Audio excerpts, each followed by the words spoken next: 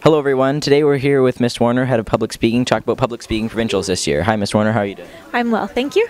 So we're going to ask you a couple of questions. First of all, how did you get involved in public speaking? I actually didn't have a public speaking program at my high school, so I was really curious about it when I started working here at Saints.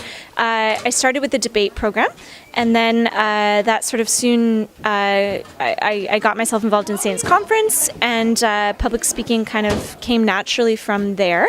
I took students to the International Independent Schools Public Speaking Competition for the first time 2 years ago. Awesome. So what made this competition distinct from the others? I know you mentioned you've been to a couple of them. Yeah, this past provincial competition, I think one thing that was distinct actually was that we only took senior students this year.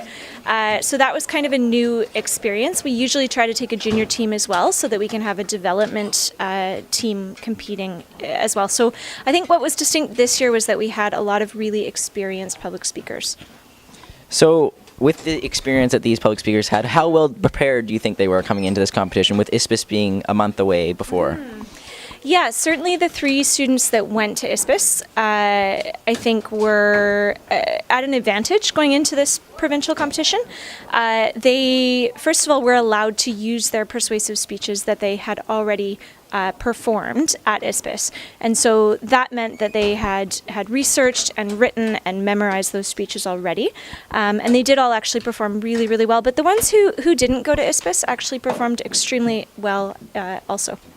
So where do you think St. George's stands in ISPIS and in public speaking provincials in regards to the other schools? Yeah, that's a good question.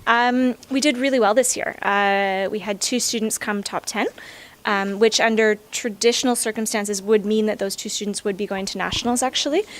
This year only 4 qualified for various reasons.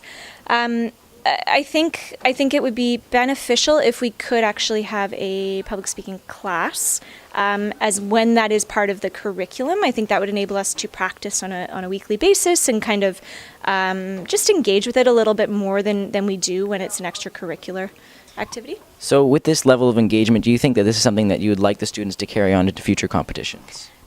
Like into their lives? Yeah, into their lives or into their future competitions and into their few years in high school.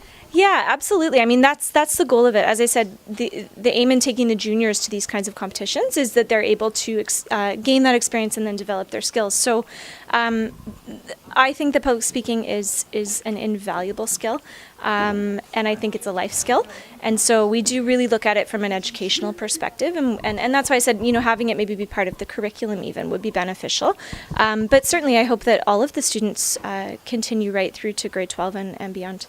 Yeah, awesome. Thank you very much, Miss Warner, and we'll be back soon. Thank you very much.